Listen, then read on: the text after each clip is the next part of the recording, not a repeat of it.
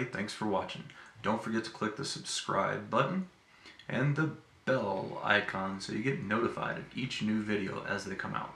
Hey everybody, I'm JJ Johnson. You're watching Reality Survival, and today we're going to talk about power outage kit.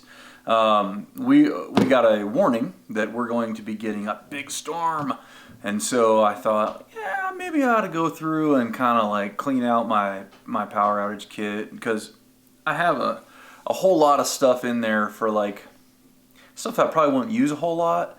Like a lot of bigger candles and you know, like the stick candles, and it's like, it was like 100 pounds. It's heavy. It was a bigger tote. So I decided to go ahead and break it down and put it into a smaller tote and just put the stuff in here that I'm more likely to use. You know, we're talking about for short-term power outages. We're not talking about, you know, like long-term, forever grid down kind of stuff, but like when a snowstorm comes and the power gets knocked out and that kind of thing. And you know, I have a generator and all that kind of stuff, but you know, if it's only going to be for a day or two or something like that, you might not even need to run the generator, depending. You know, I mean, maybe to keep the you know, the refrigerator going and the freezer going and stuff, but for lights and all that kind of stuff, I think this is going to cover like most power outages and stuff. So let's see here. I'll just open it up and show you. It's a little Plano case. It's a nice little case. It's got good handles and stuff on it, and it's a pretty reasonably priced. I don't remember what they are, but I'll throw a link down in the description, Amazon or whatever. So let's see what we got in here. Starting out, just a little crank up emergency radio, just to be able to kind of, you know, get the news and what's going on and all that kind of stuff.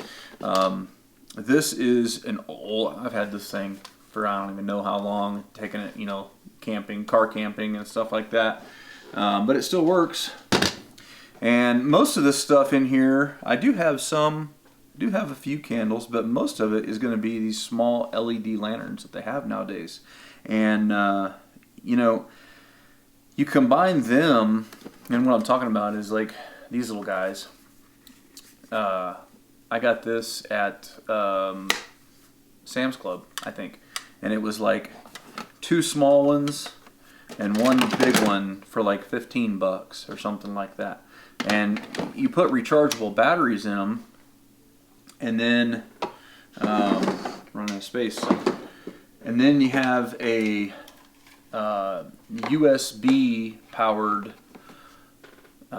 battery charger that you can plug into, like, say, the Kodiak, or I could plug it into a battery bank, you know, like just a power bank, or I could plug it into my car and charge batteries. I could plug it into a solar panel, you know, like I've got the little sun jack and the little Goal Zero sun panels, you know, different things like that. And, you know, that will make this set pretty long lasting, really, if you kept the batteries charged and all that kind of thing. But this is a cool little battery charger, because it'll do 18650s, 14500s, AA's, AAA's, CR123s. You know, it'll do just a ton of different stuff. Pretty much anything that'll fit in there. And it seems to be working, you know, pretty good. So there's that, and then another big lantern. This one, I think this is the one that came in the battle box a while back. Yeah, and it also has the like flashlight feature on the bottom of it, so it's kind of cool. What else we got here? Oh, this is like my outdoor light. It shines. It's like got a really tight here. It's got a really tight pattern, so it'll shine out there like a couple 100 meters. And yeah, just a cheapo little thing. Rugged Camp, I think is what it's called. The Titan M10. Got it off Amazon a long time ago. Then we've got the big lantern from Yuko. Again, we probably kind of put that like in the living room or something along those lines. It's adjustable, you know, on your brightness and all that kind of jazz. And it'll also do like the mood lights. I don't know if you can see that where it kind of turns. It's kind of cool. And then it'll also extend. Let me see if I can get it to. Well, it's supposed to. Hang on. Gotta push the button. There we go.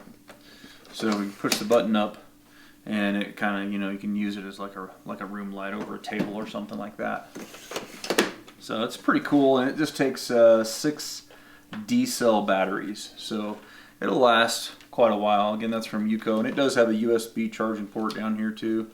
Of course, that's going to drain the AA batteries, but then what else we got in here? Another little guy on those. And then this is a nice little Coleman LED lantern. It's really compact. I mean, it's not very big at all. It takes 4 AA's and puts off a nice light. It's not too intense, but you can also kind of, shorten it down or whatever if you're in your tent, so you're not getting so much, and you can hang it, Kind of cool. Let's see here. Next thing is just a bigger Coleman lantern, and it's got some different adjustments on it and all that kind of stuff. Again, probably for like one of the main rooms or whatever. And then we have, so I got a bag full of batteries. I don't know, 24 to 36 batteries, I'm not sure. These are the silver Amazon Basic rechargeables, and just keep those in a little bag. And then I've got another handful of the EBL rechargeable batteries, and these do okay, but I think the silver basics do better. Project Farm, the YouTube channel, did a really cool series of comparisons on YouTube or on AA batteries and stuff. You should definitely check that out. Then we've got some old kind of cheapo headlamps and stuff like that I picked up here and there. They don't have any batteries in them currently because you don't want to store them, with any batteries in them. These I just all basically put them in here to make sure they were working for the storm that's coming up.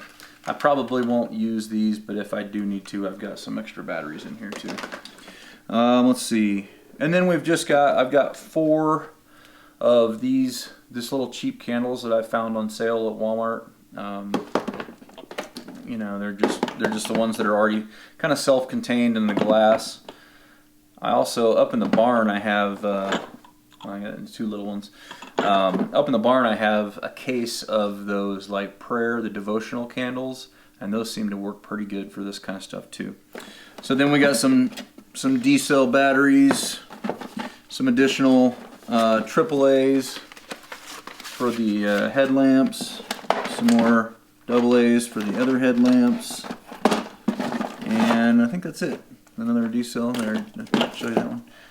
Oh, and then of course we have the Kodiak all charged up and ready to rock and roll if need be. I have to do it. I have to remind you guys that the pre-sale is on the Apex. The version 2 of the Kodiak is still on sale until June 13th. And if you use the link in the description, with ordering a pre-sale unit, you can get it for $1,300. That's like $600 off the MSRP. It's going to be right about $2,000 for just the generator. So really, if you wanted to get like a kit with like 3 of the panels and stuff like that, you can do that really cheap right now, because that discount code is 20% off anything on the site. So, definitely take advantage of that if you guys want to. Oh, and the last thing I have here is I've got all these like base camp lights. These are little LED lights that can plug into the Kodiak, and you can kind of string them around and lay them around and stuff too, and they'll last for days on that thing. So I think we got the basics covered on this. I mean, I probably need to throw in some matches, and I may also get a couple of those like Anchor. I have some in some different bags, but I need to consolidate them in here because like the battery, like you can take like an Anchor, 20,000 milliamp battery or whatever, and one of these little LED lights will run on it for freaking ever, so for a long time. So I'm thinking about getting a few of those to put in here as well, and then those are all rechargeable, obviously, and stuff like that. So really the only thing that's expendable is the non-rechargeable batteries that I have the in here, and then the candles. But those candles, they last quite a while too, so I think we'll be good to go. We started up the generator not too long ago, made sure it was all good. And one real quick tip for you guys, if you don't know this, always make sure that you turn your gas off at the valve underneath your gas tank on your generator, and then let it run dry. That's the first thing. Second thing is about once every 2 or 3 months, open that valve, start it up, let it run, for 10-15 minutes or so. But then the key here is you really need to take a power tool of some sort or another, something that will draw a lot of electricity, and run the the generator portion of it. Make sure that you're doing that, because otherwise the brushes and stuff in there can get corroded and froze up and not end up working on you and whatnot. So not just important to start it, but it's also important to run that side of it and run something that pulls some juice. Like I usually use like my 1/2 inch big impact drill. It's a corded, big Hitachi drill, and that seems to engage it pretty good.